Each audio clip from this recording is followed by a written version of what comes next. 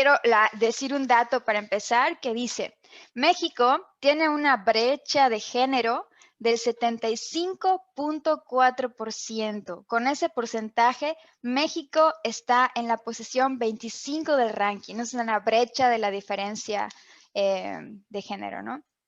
Y Sí. luego una pequeña frase, aún no alcanzamos la equidad de género, ni en términos de poder, ni de visibilidad, ni de remuneración económica, ni en lo que respecta a la seguridad, a la salud, al grado y a la intensidad de trabajo. La equidad de género es un sueño que comenzó a esbozarse hace ya 3 siglos. No hemos dejado atrás el problema de la fertilidad, la constitución física, la explotación sexual y que la belleza provocan. Es una frase de Nuria Varela. Bueno, pues ¿Mm? ahora sí presento a Virgi Carrillo. Muchísimas gracias Hola, por estar aquí conmigo hoy, compartir un ratito conmigo y con todos los que nos acompañan en la transmisión. Es un gustazo verte. Y igualmente. les digo un poquito de Virgi. Virgi es profesora en CEFSIS, UNAM, y fue periodista cultural en Radio Fórmula y estudió una maestría en cultura y literatura en la Universidad Modelo y actualmente estudia un doctorado en la Universidad Pablo de Olavide. Muchísimas gracias por estar y ahora sí, cuéntanos un poquito acerca de ti, a lo que te dedicas actualmente. Te escuchamos todos. Muchas gracias, Carla, por la invitación. Me emociona mucho estar en esta ocasión en el rol de la entrevistada. Como dijiste, en algún tiempo me dediqué a los medios de comunicación y yo hacía entrevistas. ¿Alguna vez te entrevisté? Ah, es verdad. Sí. El karma, ahora. Sí, y ahora me toca estar de este lado y me parece emocionante, sobre todo para hablar del tema que provoca esta reunión. Y pues también agradezco a la gente que se interese y que vaya a participar y que escuche y también pueda comentar. Bueno, hablar de mí, ¿qué te cuento de mí? Pues soy feminista, tengo 50 años de edad. Soy, como bien dijiste, académica en el CEPSIS de la UNAM. El CEPSIS es el Centro Peninsular en Humanidades y Ciencias Sociales de la UNAM. Ahí realizo, entre varias actividades académicas, 3 que son principales. Una es la docencia, o sea, soy profesora. La segunda es la investigación, o sea, hago producción científica. Y la tercera, en la actualidad soy la responsable, soy la editora de la revista científica del CEPSIS, de la revista Península. Entonces, digamos que esas 3 son mis tareas principales dentro de la UNAM aquí en Yucatán, aquí en el CEPSIS. Eh, Estudié comunicación en el nivel licenciatura, después la maestría de la Universidad Modelo en cultura y literatura contemporáneas de Hispanoamérica. Y actualmente, pues estoy elaborando la tesis doctoral en la Universidad Pablo de Olavide de Sevilla, que es una tesis relacionada con estos temas feministas. Es una tesis que busca reconocer la macronarrativa patriarcal en la comunicación periodística de Yucatán, en lo contemporáneo. Y pues, ¿qué más te digo?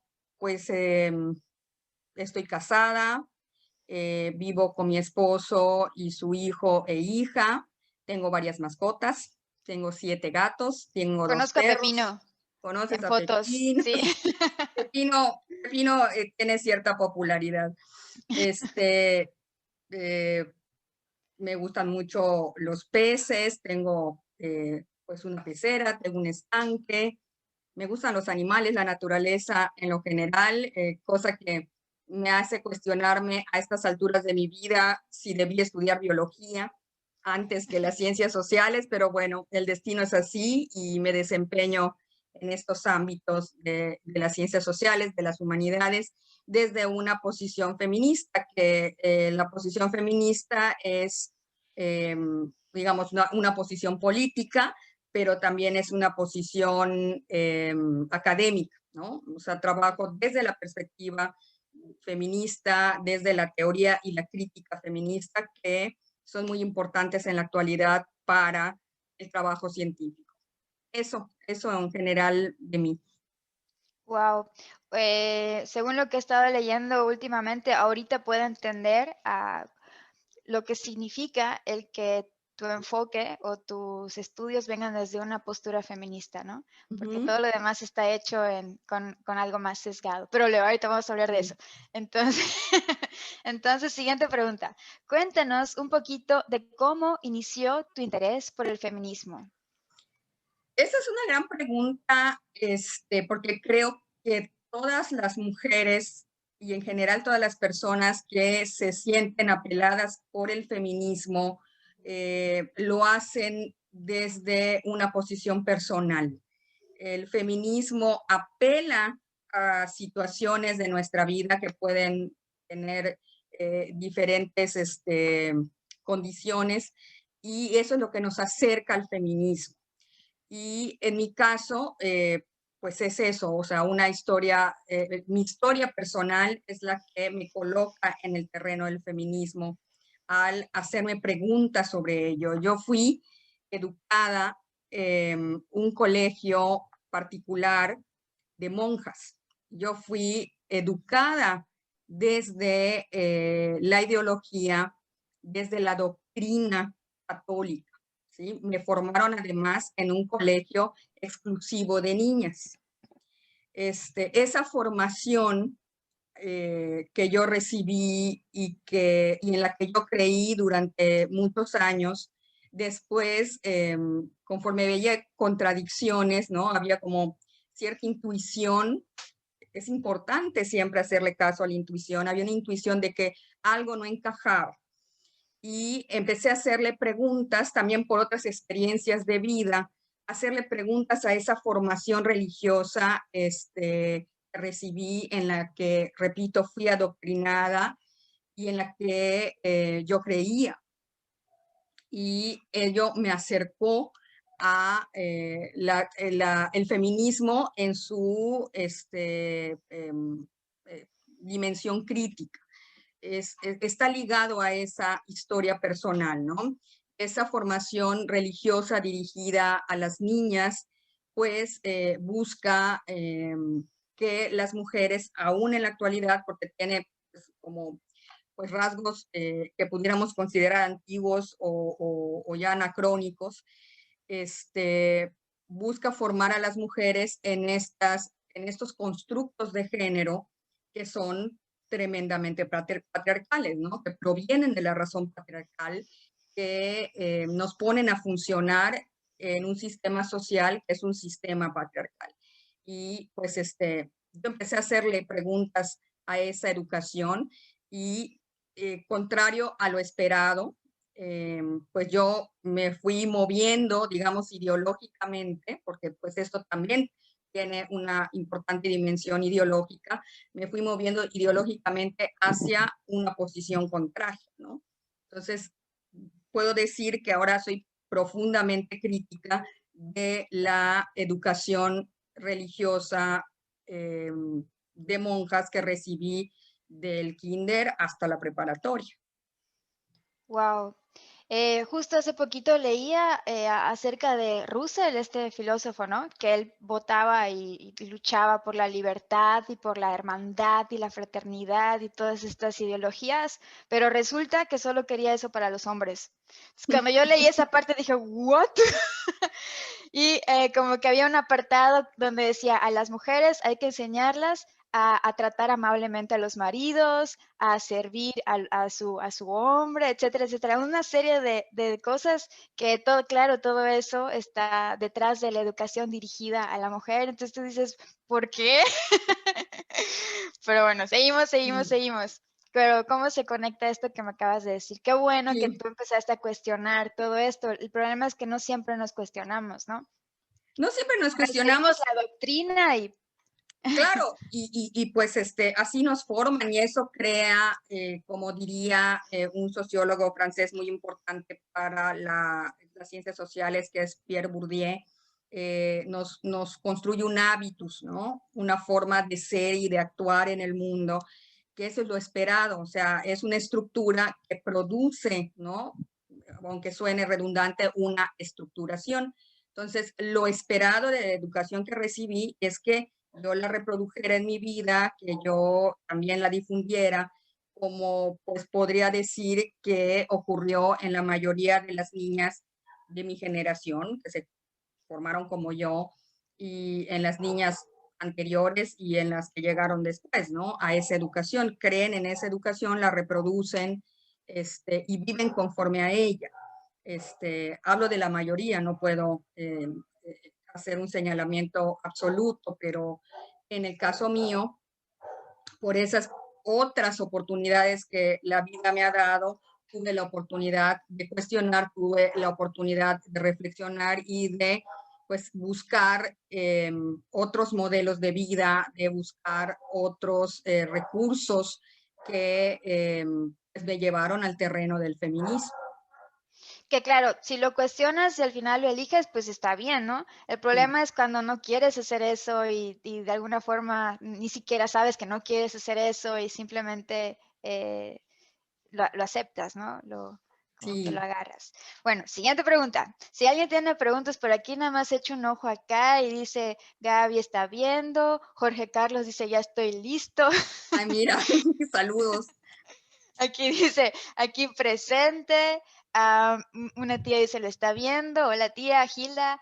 Moni dice, hola, saludos. Hola Moni Alonso. Mirna lo está viendo. Hola Mirna. Y Vera, Nel lo está viendo. Y así, bueno, todavía Muchas no hay gracias. preguntas. Bueno, seguimos entonces con mis preguntas. Ahí sí. Ok.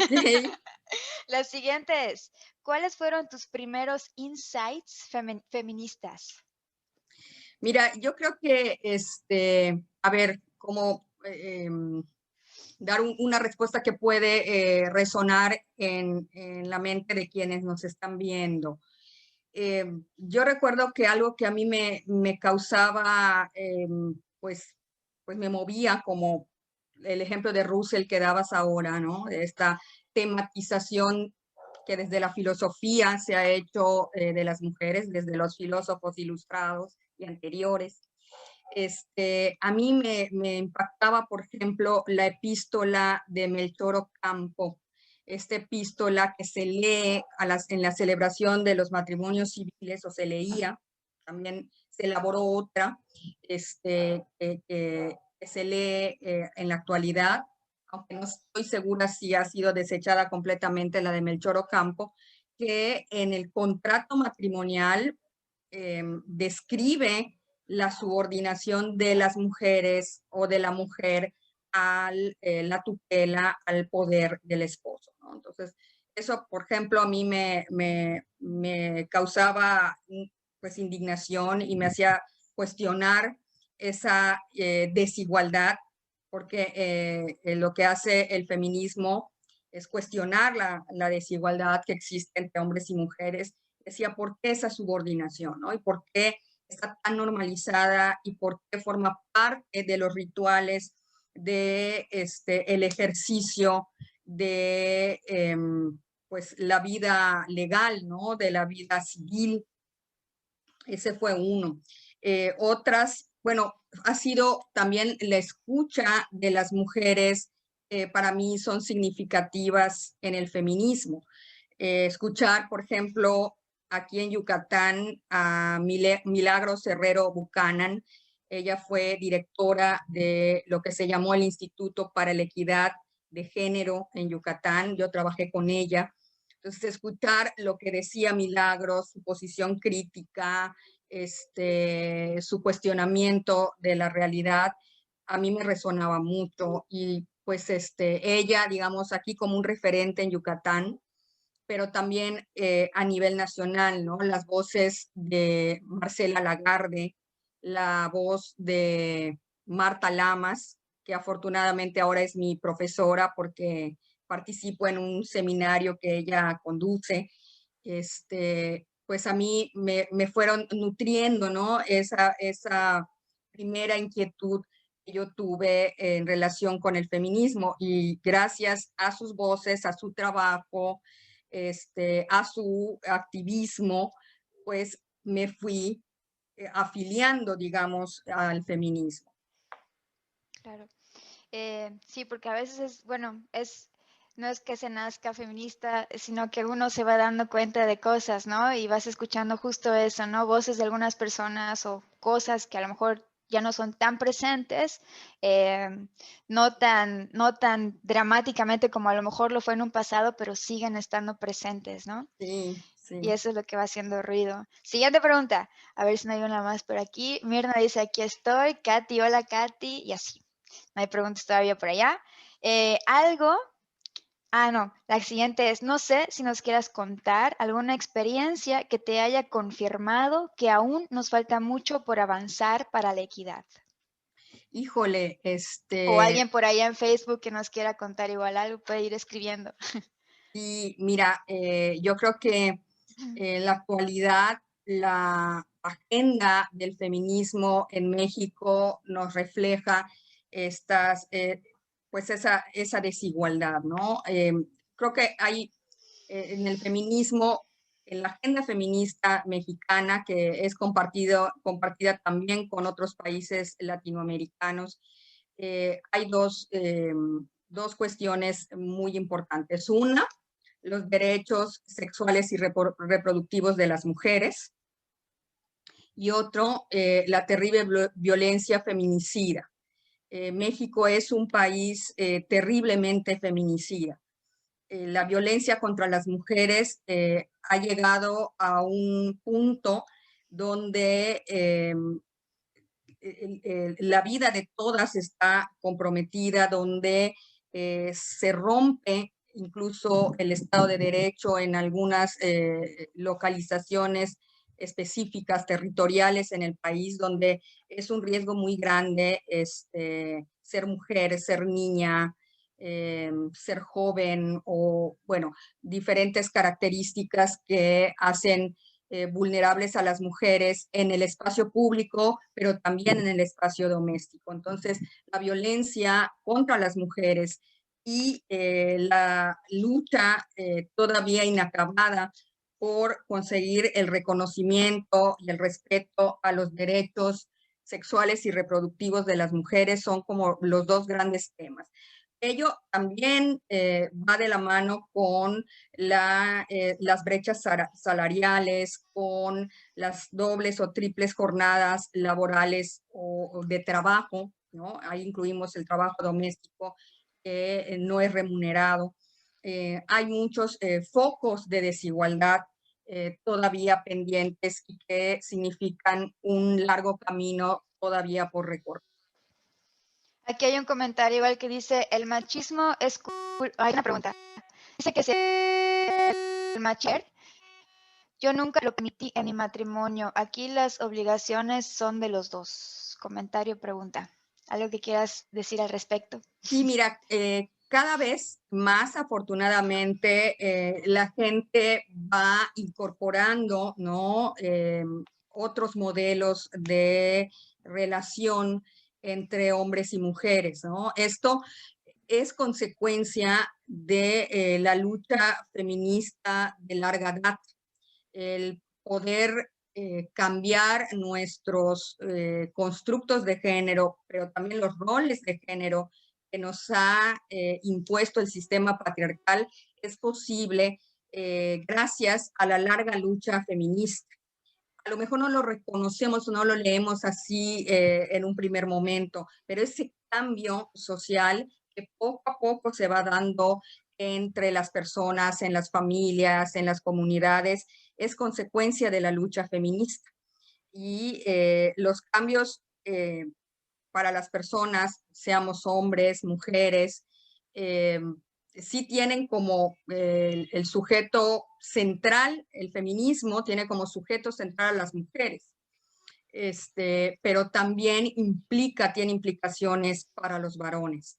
Y esa es una de las tareas, yo creo que más importantes que tendrá el feminismo del futuro inmediato, ¿no? Dirigir también los planes y programas que surjan desde el activismo o desde las instituciones hacia las masculinidades, ¿no? Necesitamos masculinidades, construir masculinidades diferentes a la hegemónica, a la masculinidad dominante, a la masculinidad violenta. Y esto está siendo posible, y es posible porque hay hombres que también están incorporando, unos en mayor medida, otros en menor medida, cambios en sus roles, ¿no?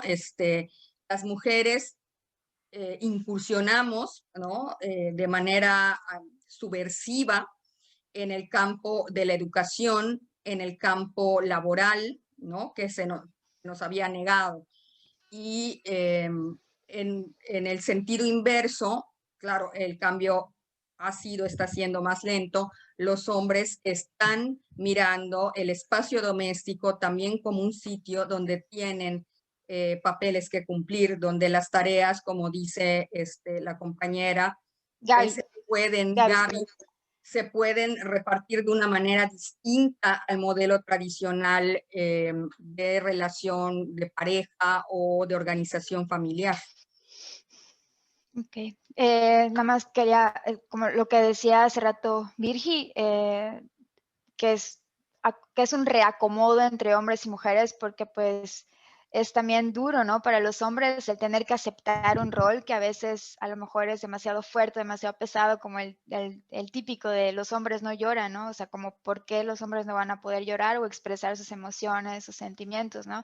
Y a lo mejor hay hombres que se mueren de ganas de cocinar, pero ay, no, si cocino, no, La cocina ¿no? es terreno de las mujeres, ¿no? Exacto, y pues ¿por qué no va a tener derecho a cocinar y así, ¿no? Entonces, como el machismo que menciona aquí Gaby afecta no solo a la mujer, sino también al hombre, Por aunque no se supuesto, dé cuenta, ¿no? por supuesto que sí. Y bueno, siguiente pregunta. ¿Algo que nos quieras compartir sobre la historia de las mujeres en Yucatán en relación con este tema? Sí, mira, es una pregunta muy buena porque Yucatán, a pesar de que nos encontramos con un entramado social en la actualidad tremendamente conservador, digamos, el activismo feminista, las movilizaciones feministas, a pesar de ser cada vez más numerosas, siguen estando dándose en condiciones de excepción. O sea, yo puedo decir desde mi perspectiva que Yucatán es una entidad profundamente conservadora, tiene una historia muy interesante en relación con el feminismo. Ha sido Yucatán, por mujeres clave, pionero en este cambio, este camino hacia la igualdad. El primer punto lo podría ubicar en el siglo XIX. En el siglo XIX hubo un grupo de mujeres muy particular que incursionaron en el ámbito público de la escritura y del periodismo y después impulsaron y pues llevaron a cabo proyectos educativos para mujeres. Me refiero a Rita Cetina Gutiérrez, a Gertrudis Tenorio Zavala y a Cristina Farfán Manzanilla.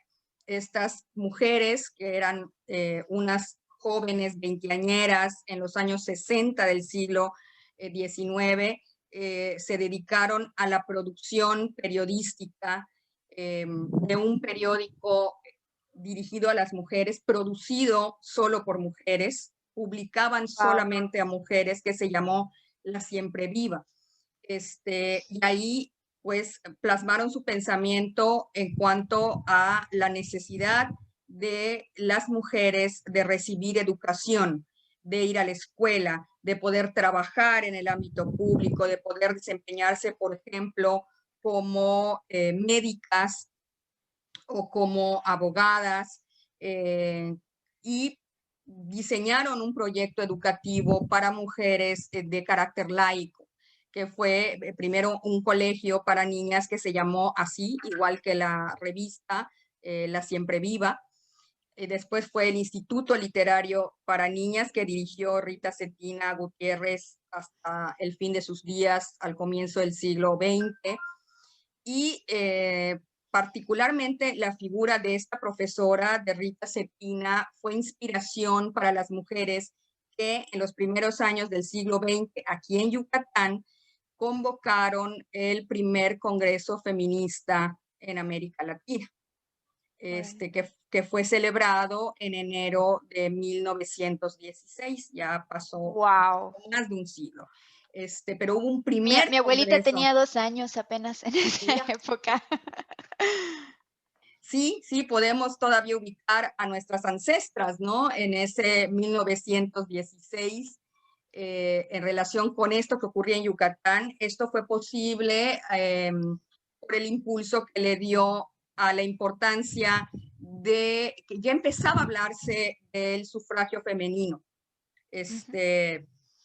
Las primeras luchas feministas, bueno, las primeras fueron por el derecho a la educación, por el derecho al trabajo, por el reconocimiento de la existencia civil de las mujeres, y después fue el sufragio, la gran lucha feminista. Entonces, en esa época que gobernaba el Estado el general Salvador Alvarado, a Salvador Alvarado le interesaba el tema del sufragio femenino, y por eso impulsa, él pone las condiciones que permiten la realización de ese primer Congreso Feminista, que convocó principalmente a mujeres que eran profesoras. Hubo mujeres de otras procedencias, pero principalmente fue una convocatoria para las maestras de ese entonces, y pues reunió aquí en el Palacio, bueno, el Palacio Cantón, en el Teatro José Peón Contreras, a mujeres de Mérida y de otros municipios del estado. Muy interesante el que haya sido pues el primer congreso feminista de este lado del mundo en Sí. Yucatán. Entonces, digamos, esos dos sucesos, ¿no? El periodismo literario, la educación laica para mujeres y el Congreso Feminista son sucesos importantes para el desarrollo del feminismo en Yucatán, pero también de impacto nacional e incluso internacional. Eso, relación Wow. con Yucatán. Sí. Aún recuerdo cuando estaba a punto de cumplir 18 años y así, mi abuelo, yo siempre decía, no, no sé si quiero sacar mi tarjeta para votar, no sé qué, mi credencial. Y él me dio así un sermón. No sabes cuánto trabajo les costó a las mujeres conseguir el voto.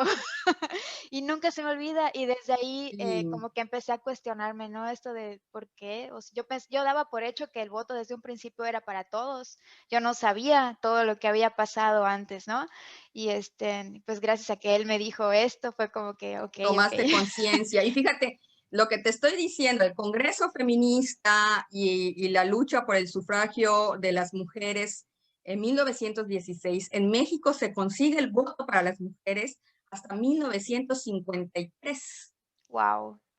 ¿no? Es cuando se aprueba el que las mujeres podamos No tiene votar. tanto, No si tiene nos tanto, ponemos, pero ve el lapso de tiempo entre 1916 y el Congreso en Yucatán y 1953. ¿Cuántos años pasaron? de lucha, sí. Y hay otra figura importante que no estoy nombrando, y hay que traerla a la plática, es Elvia Carrillo Puerto. Elvia Ok. Carrillo fue una luchadora feminista toda su vida. Ella luchó grandemente por el voto femenino, por el derecho de las mujeres a la educación sexual y reproductiva. Elvia vio afortunadamente conseguir el voto femenino. Ella vivía aún cuando en 1953 se aprueba el voto de las mujeres. Ella formó la primera liga feminista en Yucatán, a la que nombró precisamente Rita Cetina Gutiérrez como esta profesora de la Siempre Viva.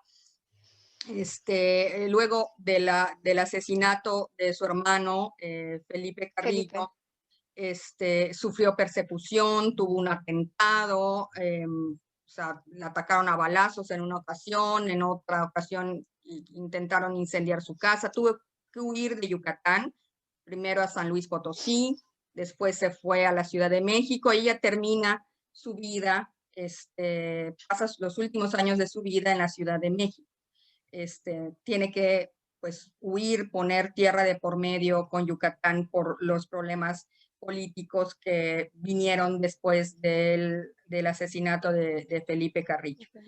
Pero es una mujer muy importante para la lucha por el voto femenino en México. Ok, wow. A ver, leo rapidísimo. Acá comentarios rápidos. Tenemos la cultura desde las abuelas. Afortunadamente nosotros tuvimos un ejemplo de abuela que no lo permitió. Ah, bueno, es que es una prima. Okay, Y sí es cierto, mi prima era, nuestra abuela era muy feminista. Qué Y chévere. Leslie, hola, que le está viendo. Dante, hola, le está viendo.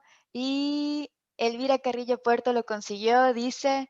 Y dice que fue la primera diputada. Comentarios. Y dice su hermano Felipe Carrillo, muy buena historia de ella. Jessie, hola. Seguimos. Entonces, siguiente pregunta. Ahí vamos, Virgi. Dime 3 características de una Virgi antes del feminismo y 3 de una Virgi después de su encuentro con el feminismo. ¿Qué cambió en ti? Sí, híjole, es una pregunta. Ayer había pensado las respuestas, pero Ya se te olvidó, ahí sí. se me olvidaron un poco. ¿Qué puedo decir? Puedes decir una y una, no tienen que ser 3. A ver, si lo elaboro. No es Antes del, examen tampoco, ahí sí. pero es un ejercicio bueno, ¿no? Yo creo que también quienes nos escuchan pueden intentar elaborar sus propias respuestas, ¿no? Sobre Ándale, es sí pregunta para mismas, todos, sí todas. mismos. Mira, pues yo creo que antes del feminismo, con la educación religiosa que yo recibí, podría decir que era una chica sumisa, que no se atrevía a cuestionar la realidad y que desconfiaba de mi propia voz. Y el feminismo, eso me ha permitido hacer, que ha sido un proceso, no fue de la noche a la mañana, ¿no? Amanecí un día feminista y Claro. superé esas cuestiones. Yo creo que ha sido un proceso que todavía está ocurriendo, ¿no? El proceso de cambio, pues empezó en un momento de mi vida no muy joven. Este encuentro con el feminismo se dio, pues yo creo que alrededor de mis 20 y tantos años, hacia los 30, como les decía cuando me presenté, actualmente tengo 50 años. Ha sido pues un proceso de poco más de 20 años de cambio personal, ¿no? En la actualidad podría decir que he estado recuperando mi voz, o sea, mi voz personal, mi sentir, que he aprendido a hacer preguntas desde una postura crítica a la realidad y a decir lo que pienso. Que pues la educación que recibí pues iba en un sentido contrario, ¿no? Y creo que eso es lo que me ha dado a nivel personal el feminismo y también el poder romper con estructuras tradicionales. Eso también me lo ha permitido hacer el feminismo. A lo mejor desde el punto de vista de algunas personas puede no tener mucho sentido o no tener una explicación como muy clara, pues de ciertas decisiones que he tomado en mi vida o ciertas cosas que he hecho en mi vida, pero creo que la explicación, el sentido está en esa postura feminista, ¿no? Que busca la independencia personal, y también pues una sensibilidad particular hacia la situación de otras personas y en particular de otras mujeres, ¿no? Pues el desarrollo de una sensibilidad empática, el desarrollo de una postura sorora, la sororidad de la que Sororidad. hablamos en el feminismo, también es algo que he ido construyendo gracias a este cambio ideológico en mi vida. Wow.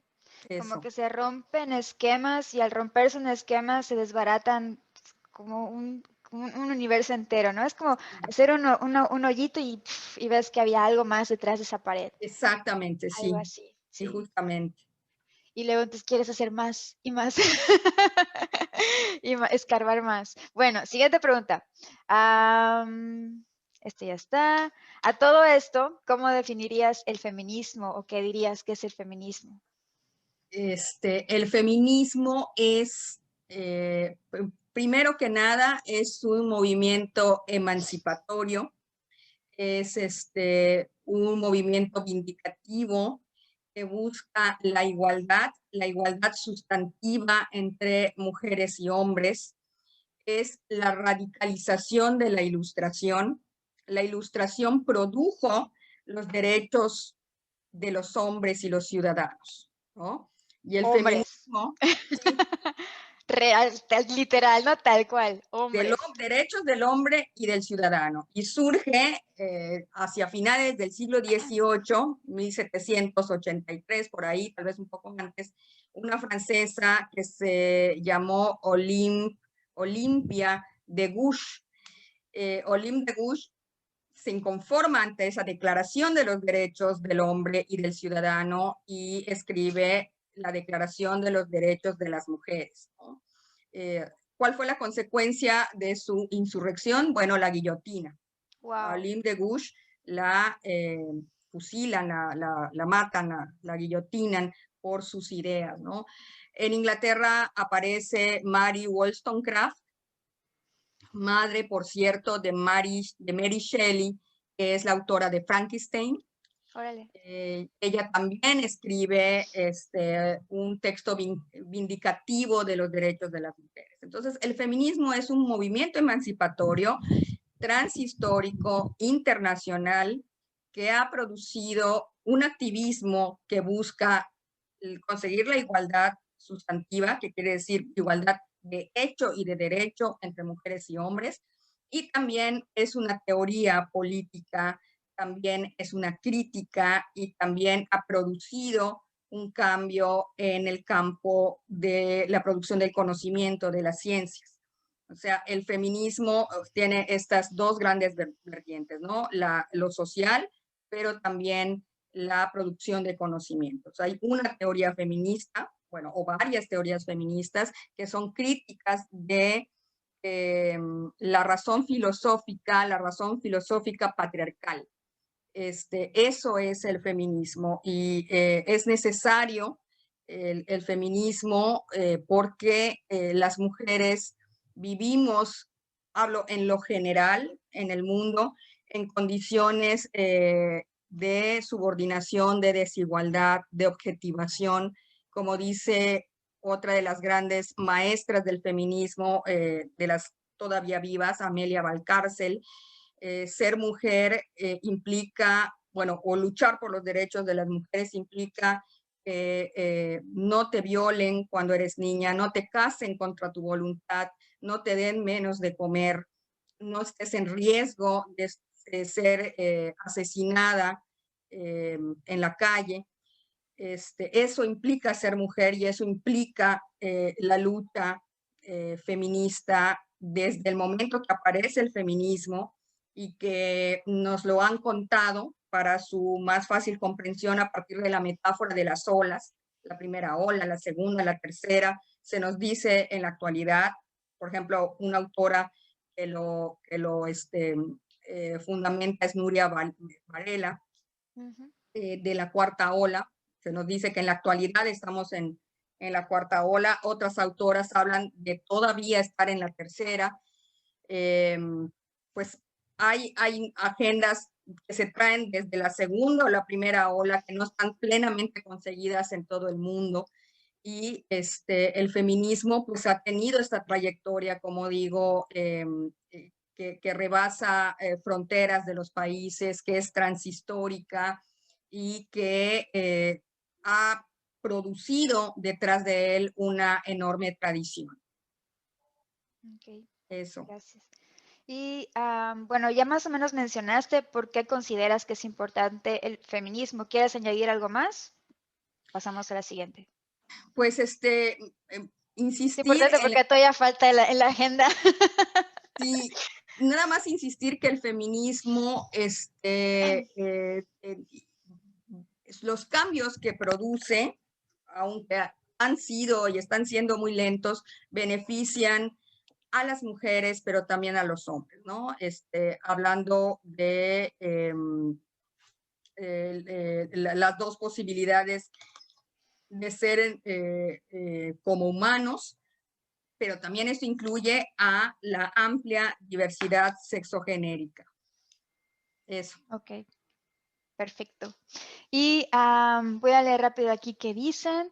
Dicen, excelente los comentarios. ¿Qué opinión te merecen las mujeres que, apoyándose en imágenes religiosas y en asociaciones, hacen bullying a las mujeres enfrente del sitio donde deciden sobre su sexualidad y derechos reproductivos? Es una pregunta.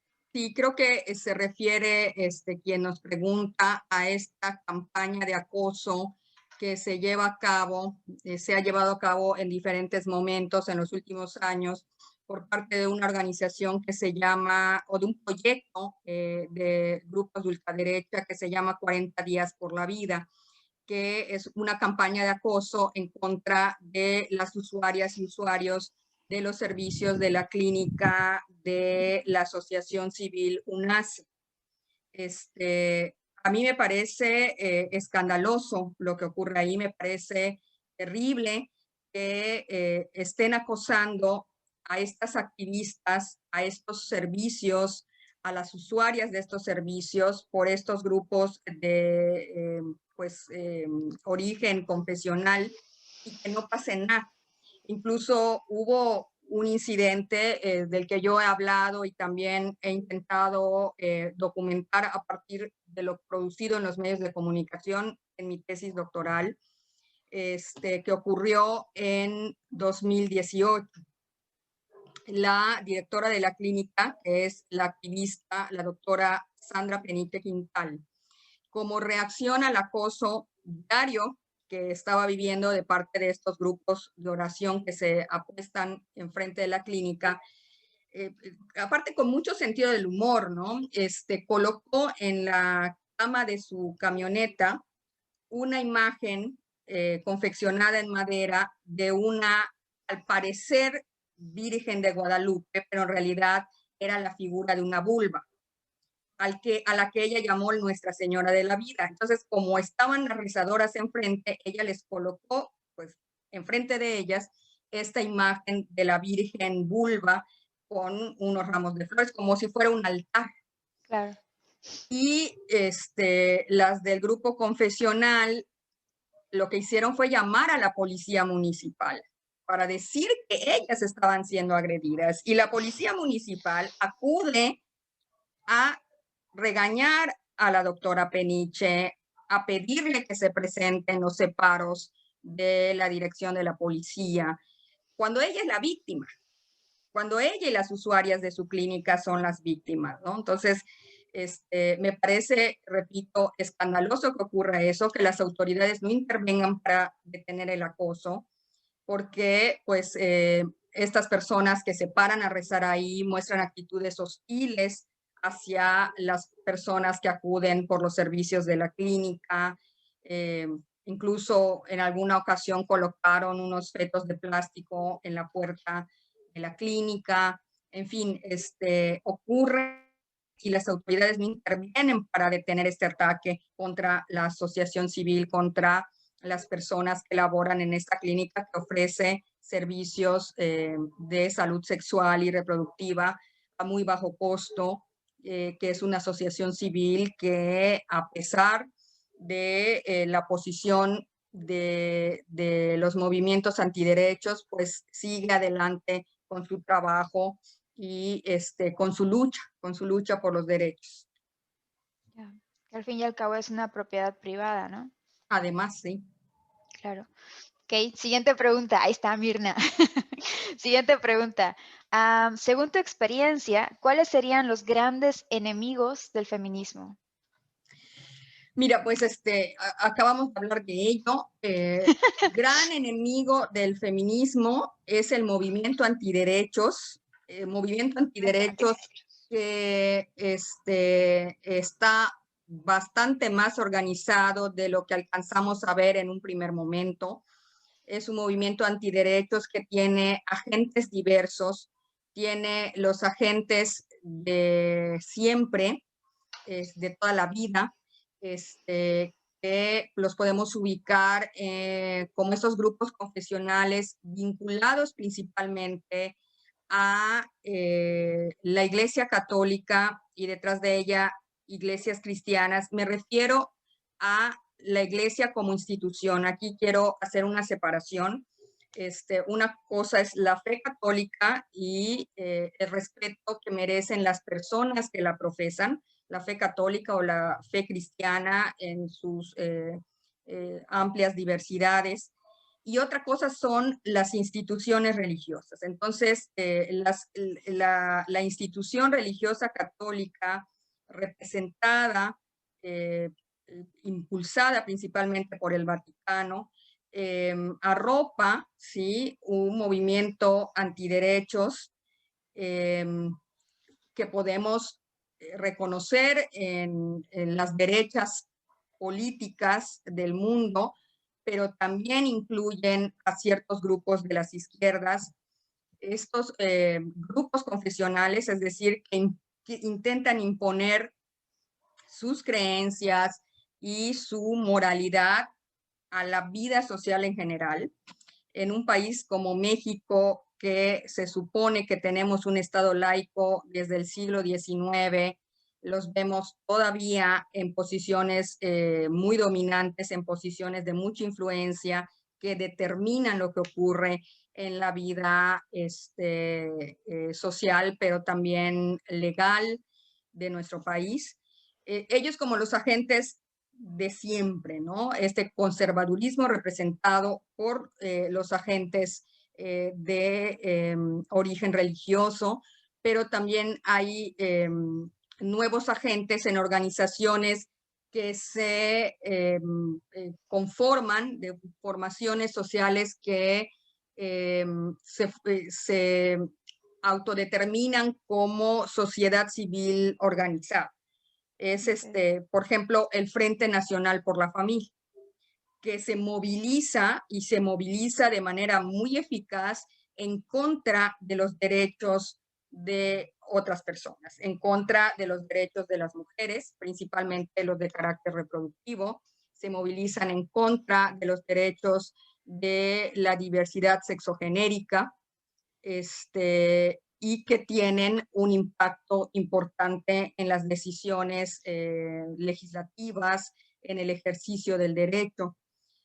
Entonces, el principal enemigo del feminismo es el movimiento antiderechos. Otro enemigo es el neoliberalismo, este sistema que no implica solamente la dimensión económica, sino también la dimensión social, la dimensión política de la vida.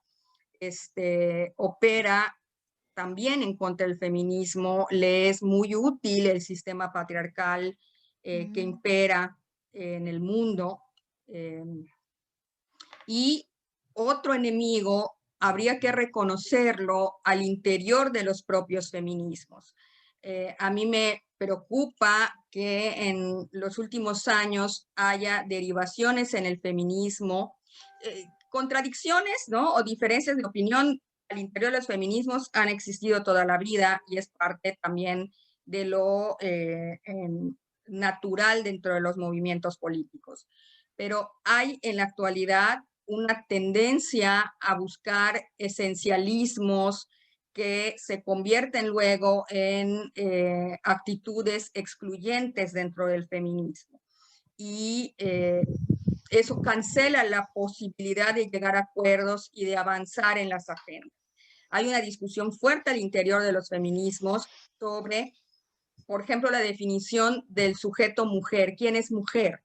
Y hay una posición muy cerrada en torno a que la mujer es definida en función de su genitalidad. Claro. Y hay otra posición que dice, bueno, el sujeto mujer se determina a partir de un conjunto de subjetividades y de que hacen que una persona pueda adscribirse a la identidad sexogenérica mujer. Una posición es trans excluyente, ¿no? Okay. Excluye a las mujeres trans, y la otra posición es trans incluyente. Entonces, esta radicalización en un sentido negativo de algunos sectores del feminismo a mí me preocupa porque cancela la posibilidad del avance y extravía la lucha original por los derechos, ¿no? Que al fin y al cabo los extremos polarizan, ¿no? Y pues, ¿qué hace Sí, la polarización? Pues divide. Es como divide y cancela las posibilidades de cancela. diálogo y Sí, de discusión efectivas, ¿no? sí. Bueno, muchísimas gracias. Y la siguiente es las marchas. ¿Son importantes? ¿Se ha logrado algo con ellas? Se ha logrado mucho con las marchas, ¿no? El movimiento sufragista, por ejemplo, el que hablábamos en el pasado, ¿no? El voto para las mujeres ha sido conseguido, se caracterizó por las marchas. Las manifestaciones han también enarbolado la bandera de los derechos sexuales, ¿no? El acceso de las mujeres a la decisión sobre sus propios cuerpos, sigue siendo una importante agenda, como te decía hace rato, aquí en nuestro país. Las marchas, la expresión en las calles, la expresión en el espacio público es importante para conseguir avances legales, para conseguir el que haya pues el logro por las luchas, ¿no? Es importante la manifestación social, la reunión de la gente, en este caso de las mujeres, en busca del reconocimiento de los derechos a partir de la ocupación en el espacio público, ¿no? De la manifestación en general. Eso es importante, claro, lo deseable no es que se quede en la expresión pública de la manifestación callejera, sino que se avance en el terreno de lo legal. Claro. Y aparte es un punto de encuentro, ¿no? Y es como, pues sí, expresión, punto Y de de encuentro, reconocimiento entre pares. reconocimiento, Sí. sí, y así. Siguiente pregunta. Explícanos, por favor, la diferencia, ya que estamos en esto, entre vandalismo e iconoclasia. Sí, mira, esa es pues una discusión de los últimos tiempos a partir de las manifestaciones feministas que intervienen espacios, intervienen principalmente monumentos. Lo acabamos de ver este pasado 8 de marzo. Ocurre la manifestación mediante intervenciones a lo largo y ancho de todo el país. A ver, el vandalismo es la destrucción sin un propósito político, ¿no? La Ni, destrucción por ni propósito. un despropósito, ¿no? Ajá. Es la destrucción como despropósito. Ese es el vandalismo, ¿no? Aquel que se dirige, por ejemplo, a la propiedad privada. Y la iconoclasia o la intervención o ejercicios de contramemoria, como a mí me gusta llamarlos, tienen otro fundamento, o sea, o tienen un fundamento que es la expresión del reclamo, de la rabia, ¿no? La rabia es ahora una palabra muy ligada a estas manifestaciones feministas en la calle, que tratan de dar cuenta de la gravedad de la violencia contra las mujeres, de la gravedad de la falta del reconocimiento a nuestros derechos. Ese es el propósito de la iconoclasia, ese es el propósito de la intervención, ese es el propósito de la contramemoria. Y esos monumentos que están ahí intentando contarnos una historia o una versión de la historia, se convierten en ocasión de elaboración de otros signos, de otros símbolos. Eso es, ejemplo, es el ángel de la independencia, ¿no? O la Victoria Alada, que creo ese es el nombre correcto, pero bueno, de manera popular lo conocemos como Ángel de la Independencia en la Ciudad de México, al que afortunadamente se decidió mantenerlo con la intervención feminista hasta la consecución de esos objetivos. Eso ha sido la intervención al monumento de los Montejo el pasado 8 de marzo, que ni 24 horas y ya le habían quitado toda la intervención, o el monumento a la madre de el centro de la ciudad en 2019. 19, 18, 19. 19. Ese es el propósito también de la elaboración de las antimonumentas, no sé si las hayan visto, este signo del feminismo que se erige en diferentes espacios. Aquí en Yucatán creo no se ha colocado ninguna antimonumenta, pero las hay en la Ciudad de México, en Guadalajara, en otras partes, ¿no? Son movimientos o son recursos expresivos del reclamo de la gravedad de la violencia contra las mujeres y de la falta de reconocimiento y respeto a los derechos, ¿no? Claro. Esa es la diferencia, y esta lectura que tendríamos que hacer de esas manifestaciones tienen que ir más allá del momento y del espacio intervenido y alcanzar el terreno de la legislación, de la ejecución también de la justicia, ¿sí? Porque por un lado falta fortaleza legal, pero también falta un correcto desempeño de las autoridades obligadas a la impartición de justicia, ¿no? Vemos que los feminicidios ocurren, o la violencia contra las mujeres, sea feminicida o sea de otro tipo, no es castigar, porque en el ejercicio de la impartición de justicia, pues prevalecen los estereotipos, prevalecen las falsas creencias machistas y no se imparte justicia. Entonces, eso permite que siga ocurriendo y que escale a un nivel escandaloso, como ocurre en México. Claro.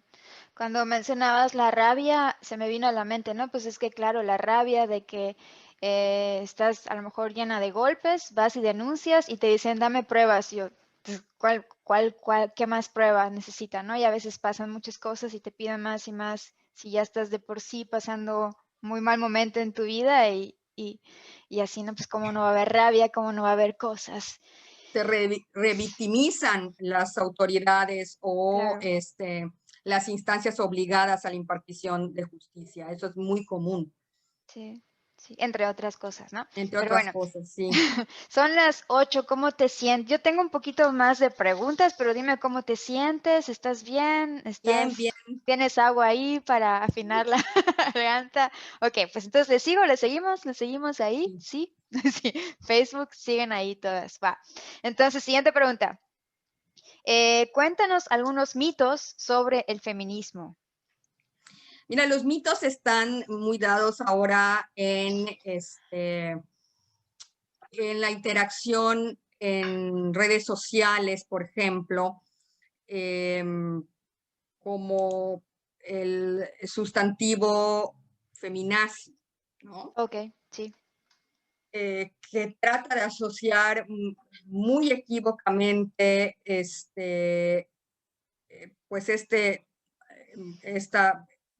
este movimiento Movimiento. político alemán que tanta muerte ocasionó con la, el activismo feminista, ¿no? Es una manera de castigar a las mujeres que se reconocen feministas o son activistas feministas, ¿no? Es una manera de cancelarlas, de descalificar al feminismo, ¿no? Decir que ser feminista, las feministas se llaman feminazis, las feministas son mujeres encorajinadas sin razón suficiente y que son figuras indeseables en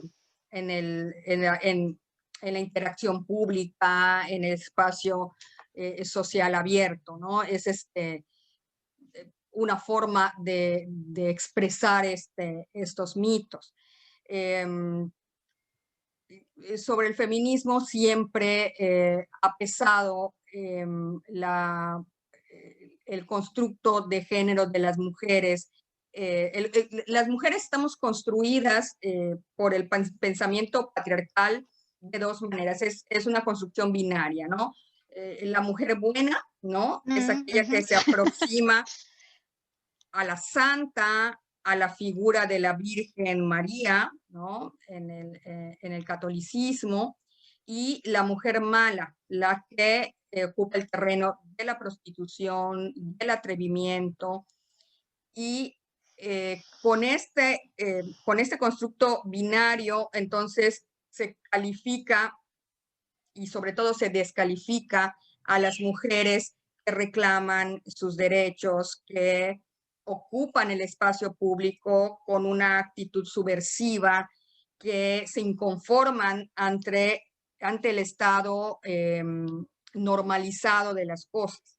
Entonces, se nos califica o se nos castiga, por lo menos simbólicamente, o sea, esto ocurre mucho en el nivel de la violencia simbólica, descalificándonos con adjetivos, con lecturas de nosotras, de nuestro pensamiento, de nuestros cuerpos, desde la visión de la mujer mala o la mujer indeseable, la mujer que hace daño, ¿no?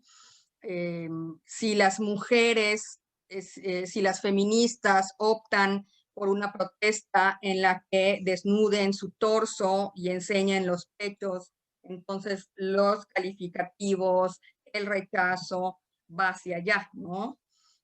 Claro, cuando los pechos son mostrados en el espacio público, no para el consumo, ¿sí? Sexual, placentero, de la mirada masculina, entonces son rechazados, ¿no?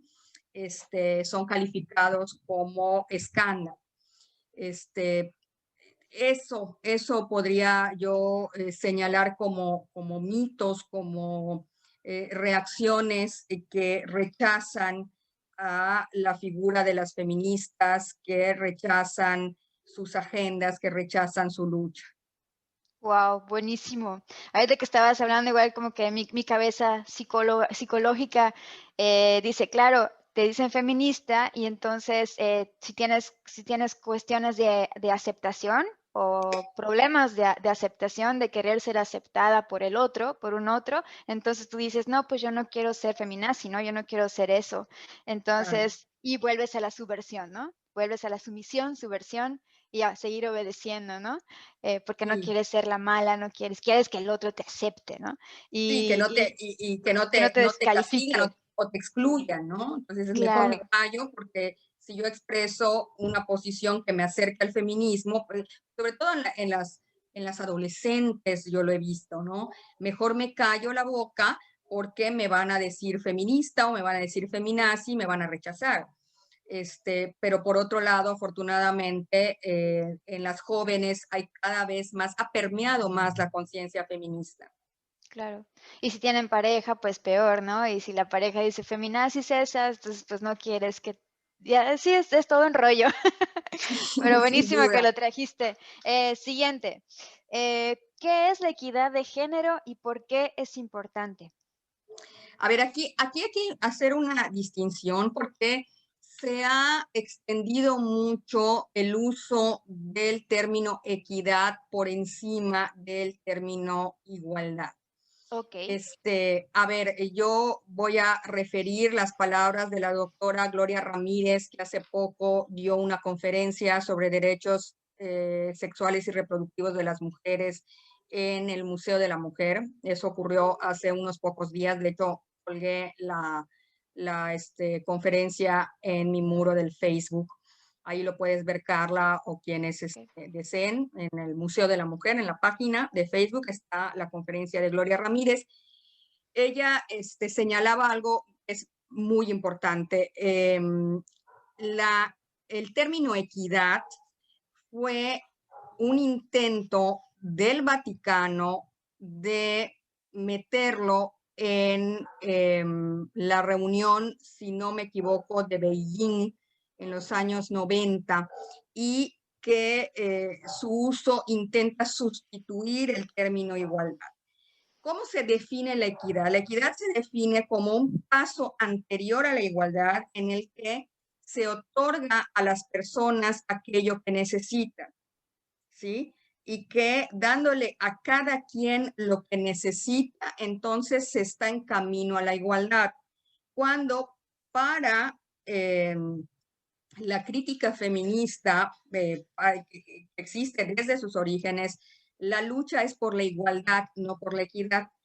La CEDAW, que es la Convención por la Eliminación de la Discriminación contra las Mujeres, CEDAW por sus siglas en inglés, es una convención de la que México es Estado parte, convención realizada en 1979, México firma, si no me equivoco, en 1980. Lo que manda es la igualdad, y en México, a partir del año 2000, con el gobierno panista de Fox, se impone o se sustituye la palabra igualdad por equidad. Incluso yo les refería que trabajé en el Instituto para la Equidad de Género en Yucatán, en una época en la que el gobierno federal era panista y el gobierno estatal también era panista. Entonces, se elimina la palabra igualdad y se impone equidad. La CEDAW, repito, esta convención que tiene un comité que vigila el actuar de los países, de los estados parte, le hizo un llamamiento de atención a México, esto es lo que decía la doctora Gloria Ramírez, en 2006, donde le dijo, México, cuidado, no es equidad, es igualdad, ¿no? Entonces, no cambies el sentido de las leyes, de las instancias, porque lo que se busca es la igualdad, vuelvo a decir, la igualdad sustantiva, aquella que implica el hecho y el derecho, ¿no? El hecho en las relaciones sociales, en la interacción social, pero también en los aparatos de la ley que protejan a las mujeres y que determinen la impartición de justicia. Entonces, es importante la igualdad de género.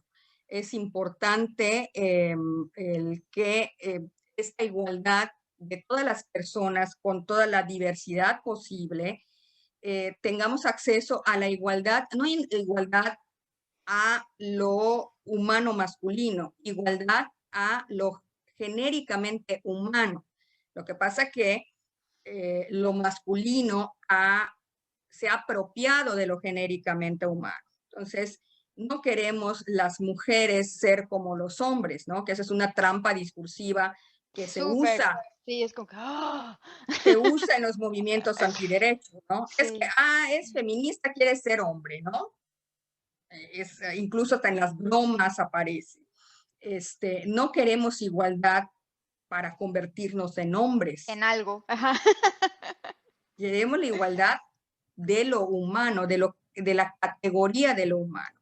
Y eso se aplica para las mujeres, pero también para toda la diversidad sexogenérica, ¿no? Que queremos Se está igualdad, cortando un poquitito.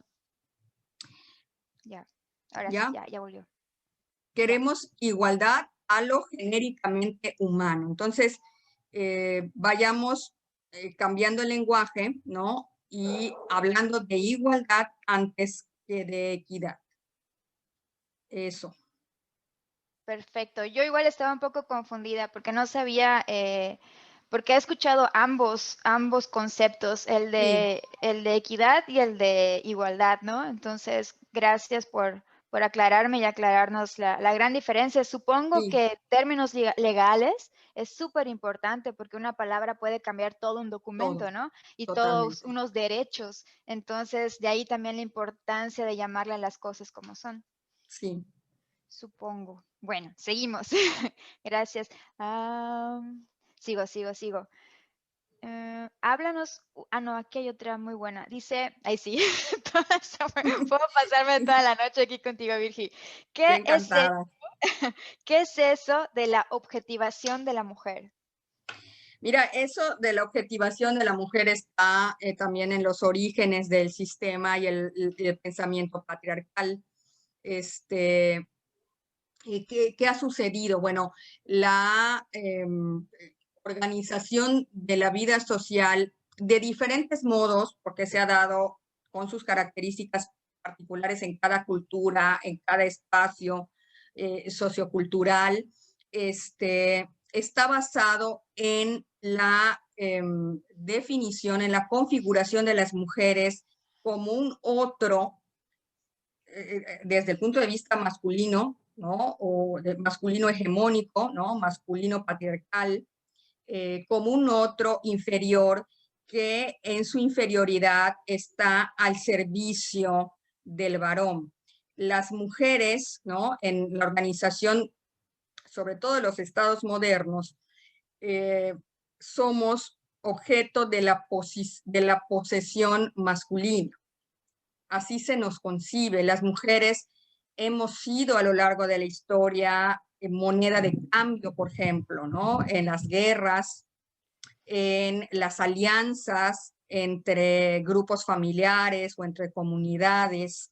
Las mujeres, por eso, la falta de acceso a los derechos civiles, la imposibilidad de ser reconocidas como ciudadanas capaces de ejercer el voto, porque hemos estado concebidas por esta razón patriarcal como inferiores, como si fuéramos menores de edad y además como objetos al servicio de los varones, sobre todo en la conformación de los modelos de sociedad donde ha sido cada vez más importante la propiedad privada, el servicio que prestamos las mujeres a esa propiedad privada de los varones está en función de nuestra capacidad reproductiva y de otorgarle a los varones una descendencia legítima. Por eso el control sobre la sexualidad femenina, porque el recato, el control de la sexualidad femenina garantiza la descendencia legítima a los varones. Entonces, es una primera razón por la cual estamos concebidas como objetos. El contrato social, ¿no? El contrato social laboral, en el caso de las mujeres, pasa a ser un contrato sexual, ¿no? Y eso está expresado en los ritos, ¿no? Como, por ejemplo, independientemente de lo que, con lo que estemos de acuerdo o lo que nos parezca deseable o bonito. Por ejemplo, en el ritual del matrimonio, el padre entrega a la mujer al marido, ¿no? Ese símbolo es muy Ese fuerte. símbolo está representando esta propiedad. O sea, la mujer pasa de la tutela del padre a la tutela del marido. ¿Sí? Las mujeres y nuestras posibilidades de relación sexoafectivas también están controladas de diversas maneras por los hombres. Pienso en un ejemplo que a lo mejor a varias les va a resonar, ¿no? Como los jóvenes, lo veíamos con mucha más frecuencia, creo que en algunos años atrás. Los jóvenes de una colonia expulsan o regulan la entrada de los jóvenes, me refiero a los varones, a la colonia para enamorar a las chicas. Es una cofradía, una organización, ¿no? Que se da aparentemente de manera espontánea, o si quieren llamarle natural, entre los jóvenes varones que se muestran agresivos hacia los jóvenes que vienen de otros lugares a intentar relacionarse sexoafectivamente con las mujeres que viven ahí, ¿no? O como en familias donde existen unas mujeres y hay uno o varios hermanos, muchas veces estos varones ejecutan una postura de rechazo, ¿no? incluso tiene que pasar por la aprobación de ellos el que las niñas, ¿no? Las hermanas sean enamoradas por chicos interesados, ¿no? Lo regulan los varones. Esto nos refleja esta situación, ¿no? Como las mujeres y nuestra posibilidad de decidir o nuestra libertad de ejercer nuestras apetencias sexoafectivas están reguladas por los varones, ¿no? Que puede ser el vecindario, puede ser la familia, y ello nos lleva a entender que estamos conceptualizadas, estamos concebidas de esa manera en el sistema patriarcal que organiza la vida social. Claro, y como esa forma el deseo femenino se apaga, ¿no? O se tiende a apagar. Te Y regula, claro, ¿no? Te controla. sí, controlado. Y ahora entiendo, porque pues en consulta igual a veces, ¿no? Cuesta mucho trabajo, ya no tanto a lo mejor hace un tiempo atrás más, pero sí, sí he notado igual la diferencia, ¿no? De cómo a veces a las mujeres les cuesta mucho trabajo saber qué quieren, qué desean. Pues todos estos años de historia, ¿no? Que no estamos acostumbradas a expresar nuestro deseo libremente, ¿no? Sí, Y y también eso tiene un gran impacto, por ejemplo, cuando en las personas que tienen orientaciones sexuales diferentes. claro, O sea, cómo una mujer puede, ¿no? Sobrevivir emocional, psicológicamente, si tiene una orientación sexual lesbiana o un hombre homosexual, ¿no? Cómo claro, se castiga por el sistema que impone una heteronorma, ¿no? Donde exactamente. lo único posible son las relaciones heterosexuales, ¿no? Las relaciones homosexuales están canceladas, están prohibidas, ¿no? Y eso lo vemos claramente con los movimientos antiderechos que se oponen terriblemente al reconocimiento de los matrimonios entre personas del mismo sexo, a la conformación de familias con dos padres o dos madres, ¿no? A todas las posibilidades de diversidad identitaria, sea genérica, sea sexual, que existen y siempre han existido, pero ocurren en el lado de la sombra de lo social, ¿no? Así es, sí. Es como imposible concebir eso, ¿no? Y cuando el deseo por naturaleza es libre, el deseo Sí, no lo puedes encasillar, ¿no? Entonces hay una contradicción tremenda entre lo que es un ser humano y lo que, en donde te quieren encasillar ciertas sí, cosas. Pero bueno, y luego sí. dicen que de dónde surge la histeria y la neurosis, pero bueno, luego hablamos de eso. Sí, sí, porque también tiene ese componente psíquico, ¿no? Sí, Es muy importante. También la conformación de las subjetividades que nos van indicando qué creer y cómo vivir, ¿no? Tiene un importante componente psíquico. así es. Siguiente pregunta, háblanos un poco, lo que tú quieras, sobre el tema del aborto. ¿Por qué se incluye y se asocia tanto con el movimiento feminista? Bueno, porque es una de las luchas, es una de las banderas, ¿no? El pañuelito verde que reclama el derecho a decidir. Y ahí apelo otra vez a la CEDAW, a la Convención por la Eliminación de todas las formas de discriminación contra las mujeres. La CEDAW manda que entre los derechos sexuales y reproductivos de las mujeres está el aborto, está el derecho a decidir sobre el propio cuerpo. La discusión no debe centrarse, porque ese es el camino equivocado, sobre la creencia de en qué momento, ¿sí? Esa es la trampa ideológica de los movimientos antiderechos, de que un ser humano completo que podríamos reconocer moralmente como tal, existe desde el momento de la fecundación, que los grupos antiderechos prefieren llamar desde el momento de la concepción. La discusión no está ahí. hay que partir para identificar esto del conocimiento científico, ¿sí?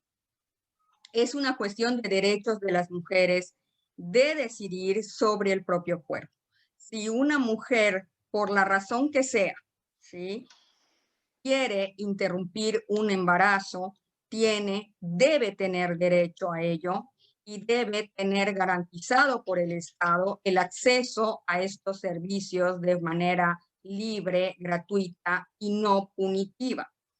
El aborto en Latinoamérica solamente es legal en 6 países, si no me equivoco, solamente 6 países. El último donde se ha aprobado, con todo y que tienen un papa argentino, es Argentina, ¿no? Acabamos de ver esto. Pero otros países que tienen aborto legal son Puerto Rico, Guyana, Uruguay, Guayana y Cuba, ¿sí? En Cuba el aborto es legal desde 1965. Wow. Me contaba una compañera, nos contaba a los participantes del seminario sobre ideología, género y sexualidad en el que participa, el que coordina Marta Lamas. Una compañera cubana decía que en Cuba no existe esta discusión por el aborto que sí tenemos en México. ¿Por qué? Porque es legal y porque cualquier mujer en el momento que lo necesite puede acudir a los servicios de salud que lo proporciona. Entonces, es un derecho, es un mandato de la CEDAW, del cual México forma parte, pero México, a diferencia de la Argentina, ¿sí?, es un país federado donde la legalización del aborto se da a nivel estatal. En México solamente es legal en la Ciudad de México y en Oaxaca. Ok. El resto de los estados tienen legislaciones diversas, incluso Yucatán tiene tiene una normativa en la que es legal bajo ciertas circunstancias, pero bajo otras no. En México existe la norma 046 que manda también el derecho al aborto a partir del sufrimiento de violencia sexual, ¿no? Entonces, es un derecho que no está reconocido plenamente, que si viéramos el mapa del planeta entero, podríamos darnos cuenta cómo en los países que han sido calificados desde los años 50 como en vías de desarrollo o el tercer mundo, son los países donde no es legal el aborto o incluso es punible. Los países de primer mundo tienen un reconocimiento del aborto como un derecho y es legal en esos países. Entonces, vemos el continente africano, vemos Latinoamérica, ¿no? Vemos los países de Oriente Medio, ¿no? Hacia acá, digo, hacia acá, África, Europa, no tenemos aborto legal, ¿no?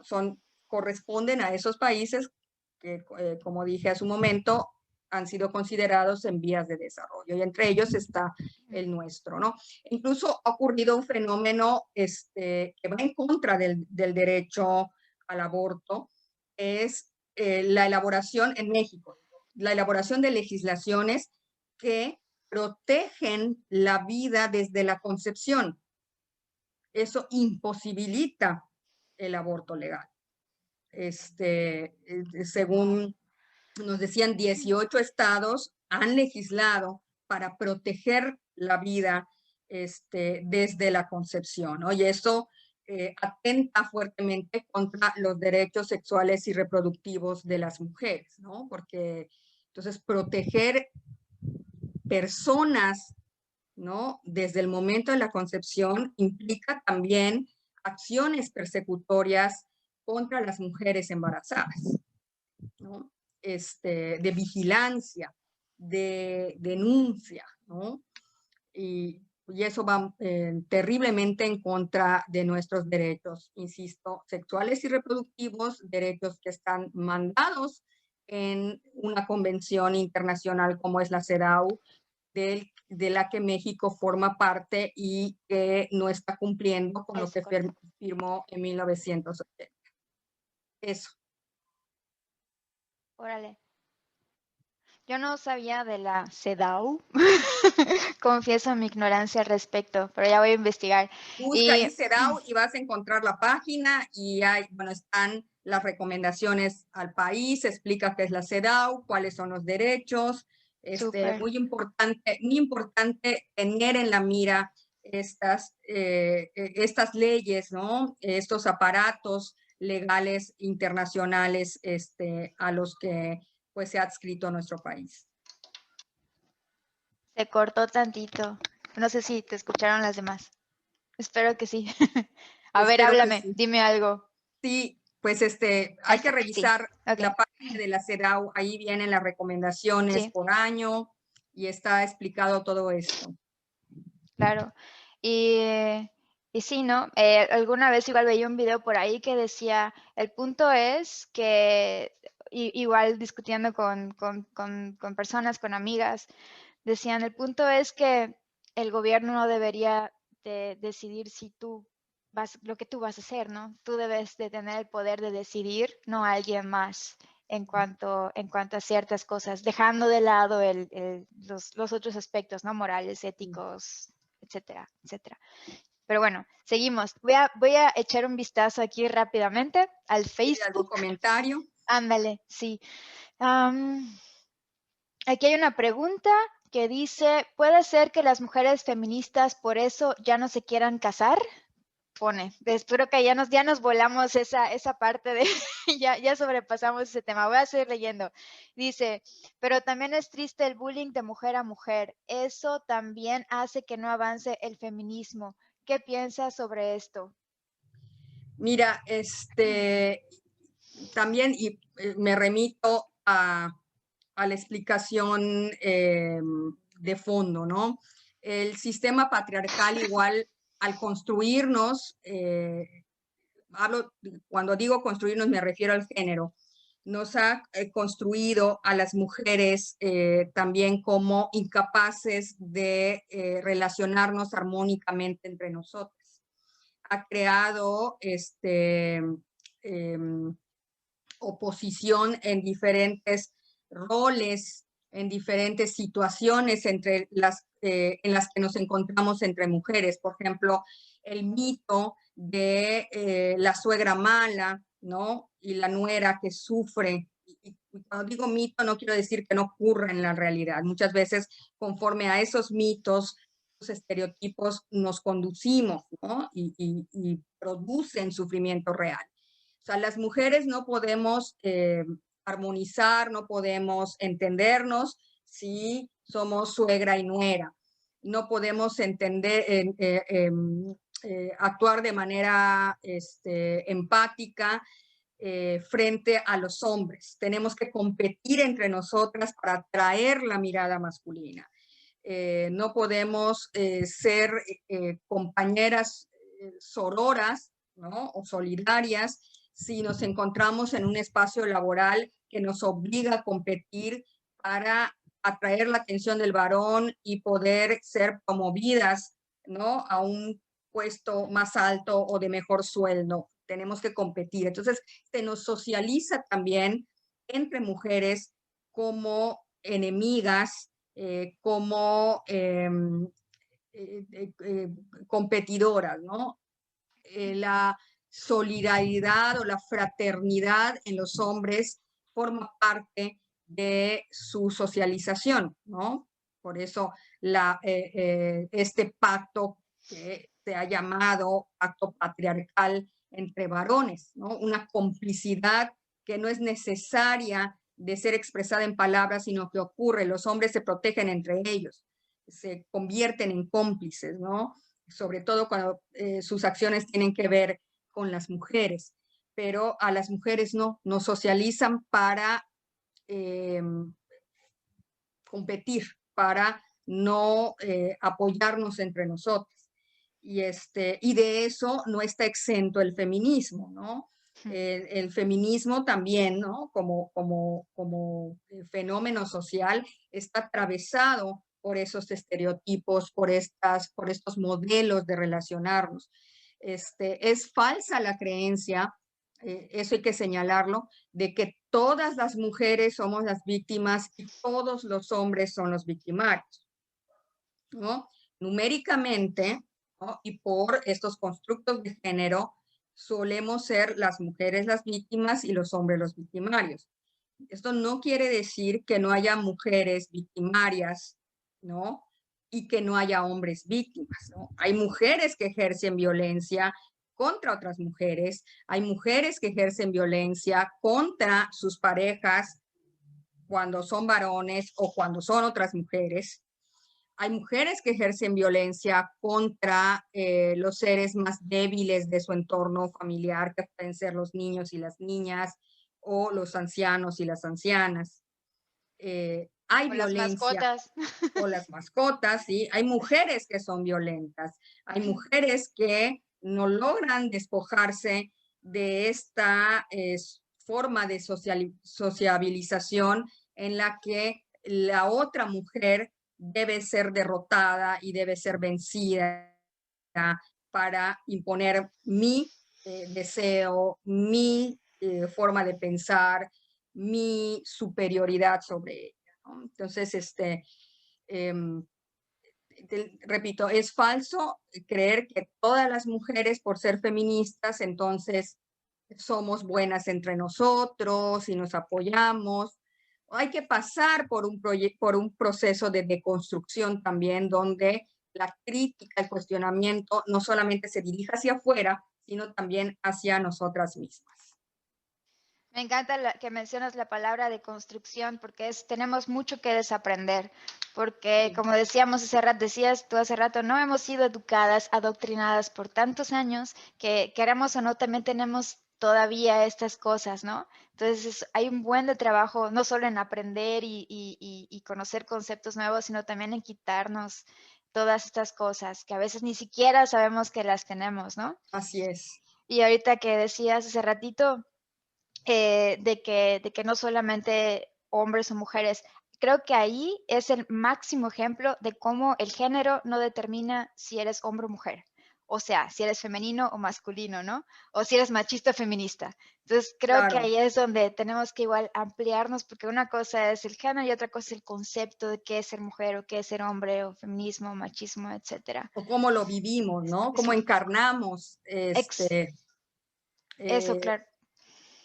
Somos demasiado complejos como para limitarnos o sea, como los animales igual y es más fácil, ¿no? Es hembra, macho, pero ni ahí tampoco, no en y ahí. todos, es mucho más complejo.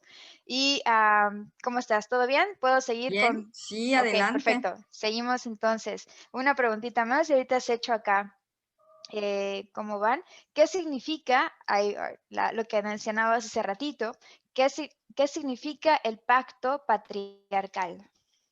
El pacto patriarcal es esta complicidad aprendida entre hombres donde ellos se cubren y se protegen en relación principalmente con la explotación de las mujeres, ¿no?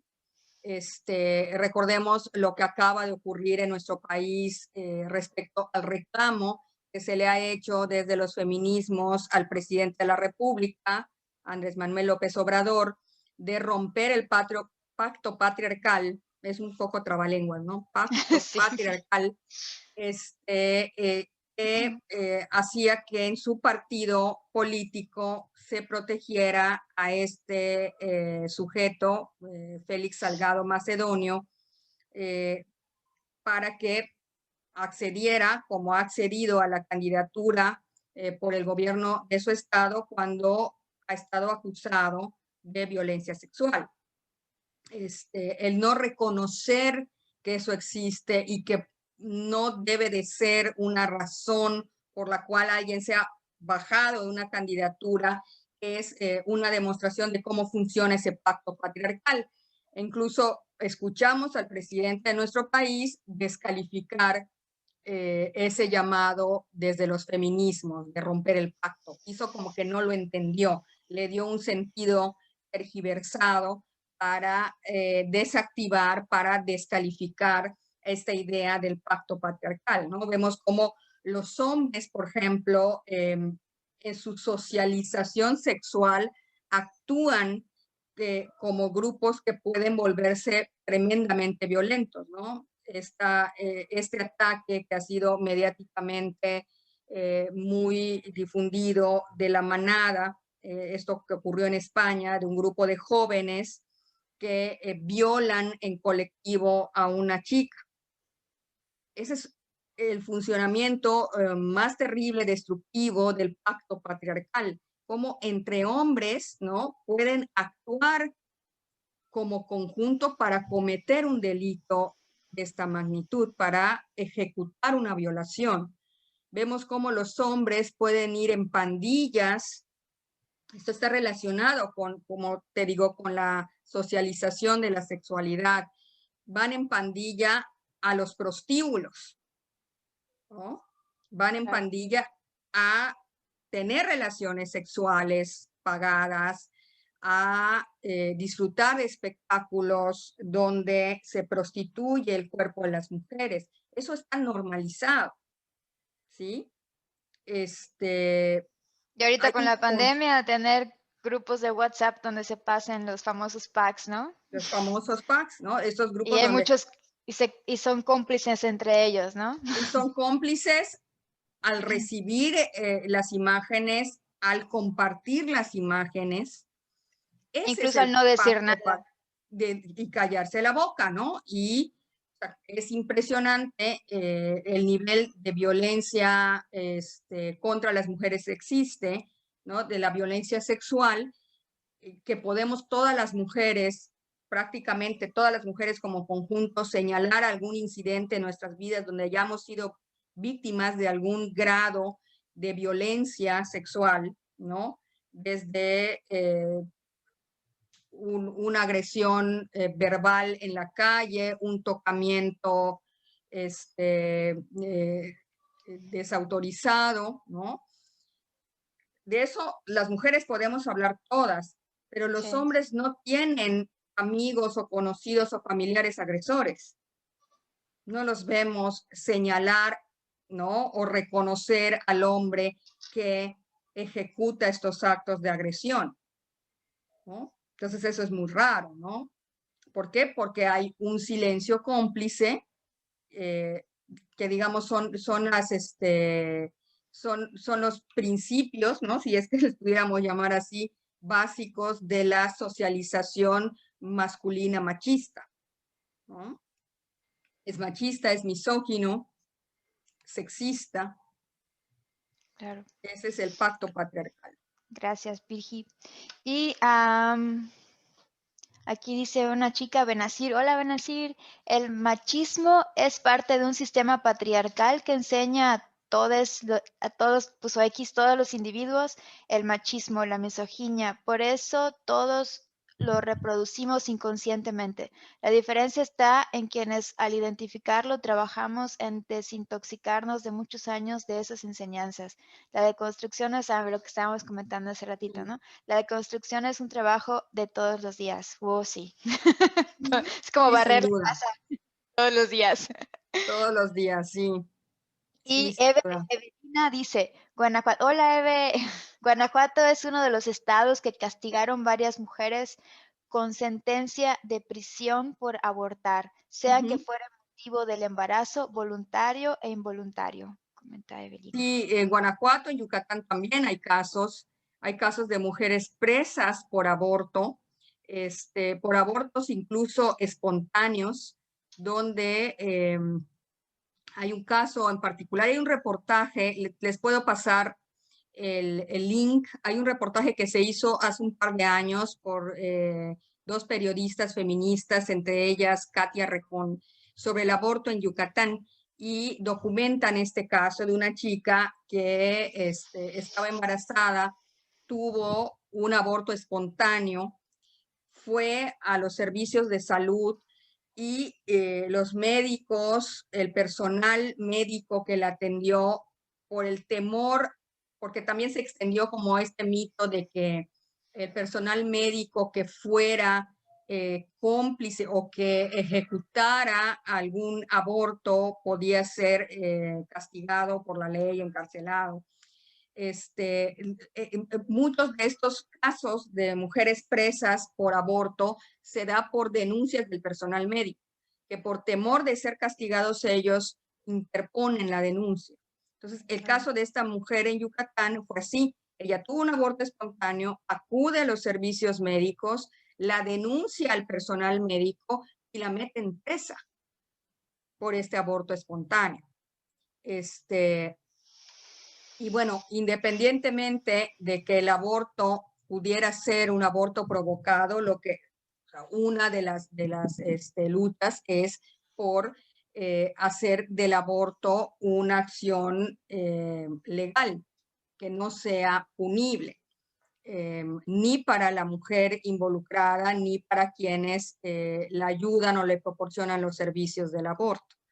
Pero sí hay casos muy tristes de mujeres presas por aborto o que la denuncia no se hizo por aborto, sino por infanticidio, ¿no? Se considera al Wow. producto del embarazo, como les decía, en esta idea de que ya es una persona desde el momento de la unión del óvulo y el espermatozoide, como un infanticidio, ¿no? Como si ellas hubieran asesinado a un menor o una menor de edad.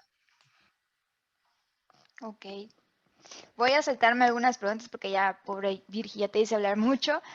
Siguiente pregunta, ya solo quedan dos. ¿Cuál es el papel de los hombres en este movimiento? ¿Qué les aconsejarías? Uy. A los hombres, yo creo que les toca de lo que ya hemos hablado, la deconstrucción, ¿no? El cuestionamiento de sus privilegios, el cuestionamiento de la masculinidad que encarnan, la elaboración también de una agenda de lucha desde su posición como hombres. A los hombres les toca por ejemplo, pensar en los abandonos paternales. A los hombres les toca pensar qué papel juegan en relación con la violencia machista, con la violencia feminicida, con la violencia psicológica, con la violencia simbólica, con la violencia callejera.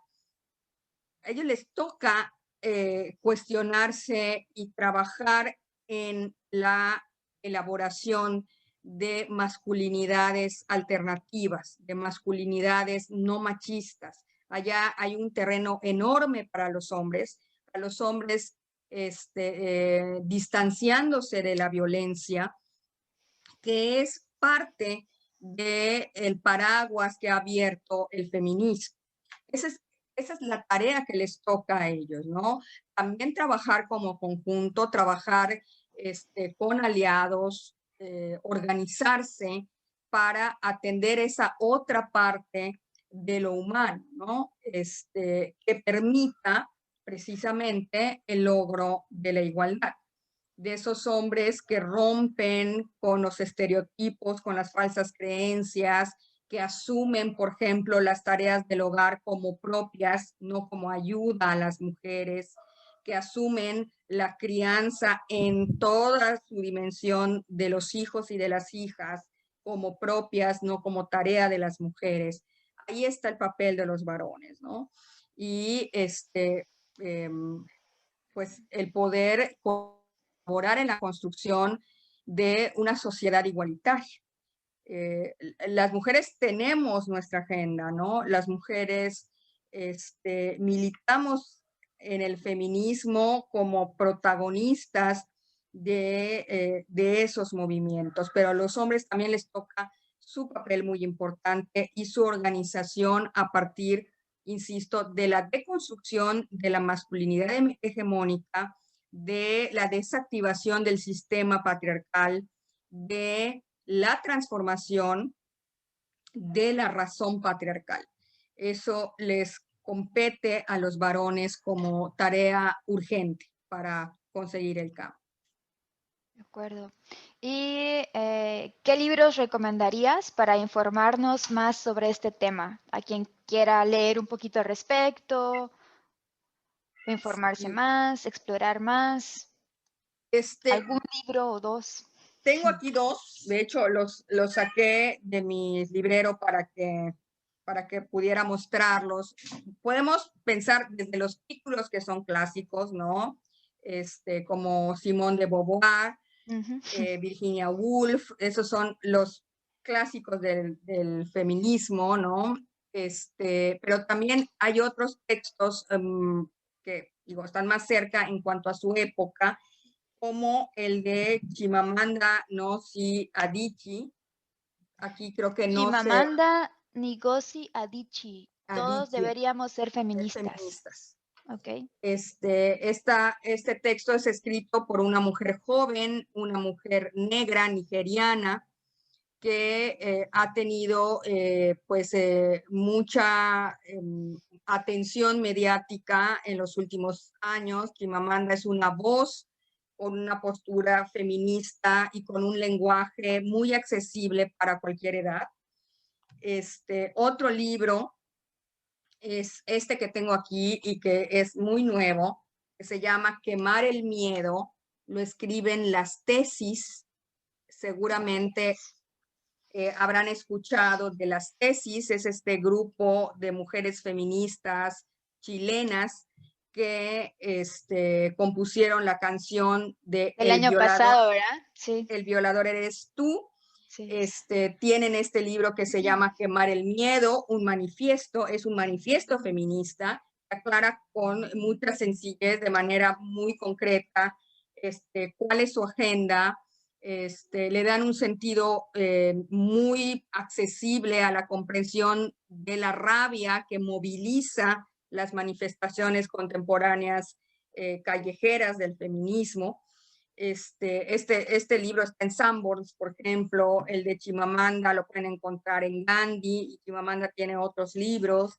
Está lo que ha escrito sobre la cuarta ola Nuria Varela, y también acudir a las voces, si bien no solamente en sus textos, sino en las conferencias, en las pláticas que han dado de las mujeres que son grandes referencias del feminismo en la actualidad. Yo recomiendo escuchar a las mexicanas Marcela Lagarde, a Marta Lamas, bueno, no es mexicana, pero vive en México, a Lucía Cistia, a Siobhan Guerrero McManus. Siobhan es una mujer trans, es una científica, trabaja en la UNAM, publica videos los miércoles con temas que tienen que ver con esto y con la diversidad sexogenérica y en general de la comprensión del mundo a partir de las ciencias. Recomiendo también a Rita Segato, esta argentina radicada en Brasil que inspiró a Las Tesis para escribir Órale. El violador eres tú. Rita Segato dice cosas también en un lenguaje muy accesible. Otra feminista que a mí me gusta mucho y que tiene mucho que ver con la realidad latinoamericana, es feminista decolonial, se llama Ochi Curiel.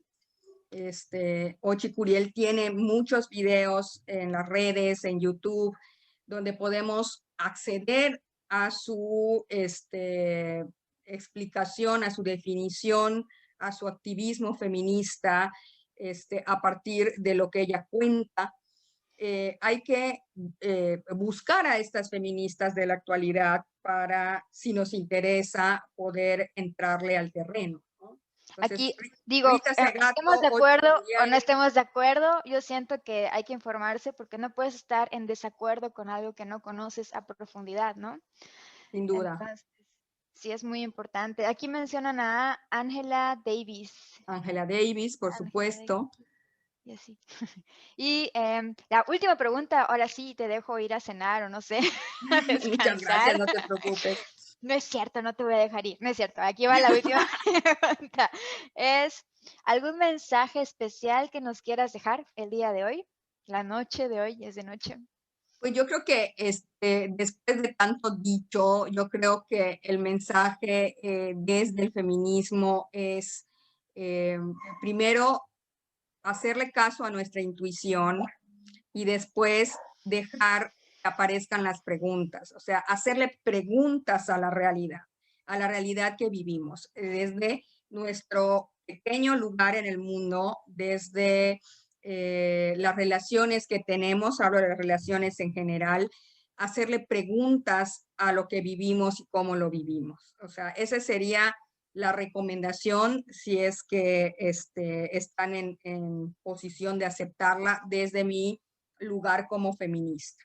O sea, dejar hacernos preguntas y pues ir indagando, ir haciendo búsquedas para responderlas, ¿no? A lo mejor el feminismo les ofrece esas respuestas, a lo mejor les abre un panorama de muchas más preguntas, pero no dejen de hacerse preguntas a sí mismas, a sí mismos, sobre lo que viven y sobre cómo lo están viviendo. Eso dejaría como mensaje final y por supuesto con la disposición de volvernos a encontrar, de seguir platicando. Ojalá fuera posible hacerlo en persona, digo, no es que no Estaría sea en súper. persona, pero que nos pudiéramos reunir en un mismo espacio y vernos las caras y reconocernos a partir de nuestras reacciones, de poder levantar la mano e intervenir en la plática con alguna experiencia o anécdota, eso sería muy bueno y a mí pues me gustaría mucho. Sí, estaría genial. Planes para el futuro, esperemos. Y aquí dice Mirna, muchas gracias, excelente plática. Y pues nada, ahora sí ve a descansar, Virgin. Mil gracias Muchas por gracias. aceptar y por estar aquí. Te digo, a mí me apasiona este tema y creo que a ti también. Ya veo que tienes ahí tu biblioteca de cosas. Un Y poco sí. esperamos que suceda lo que acabas de decir, que nos podamos encontrar y que sea pues en condiciones ahora sí fuera de la pantalla, ¿no? Pero mientras tanto, estamos en contacto. Cuando ¿Ok? quieran, yo sigo platicando con ustedes, encantada y muchas Ujú. gracias por la oportunidad, Carla. Te mando un abrazo con mucho cariño a Igual. ti y a todas las personas que asistieron y pues nada, mucha suerte, todo lo mejor. Muchísimas gracias por interactuar, por preguntar, por comentar. Estuvo muy activo el chat hoy, entonces quiere decir que Excelente, les me gustó, alegra. que les interesó. Bueno, pues entonces cierro por aquí. No quiero. Ay, sí, nos vemos. Chao.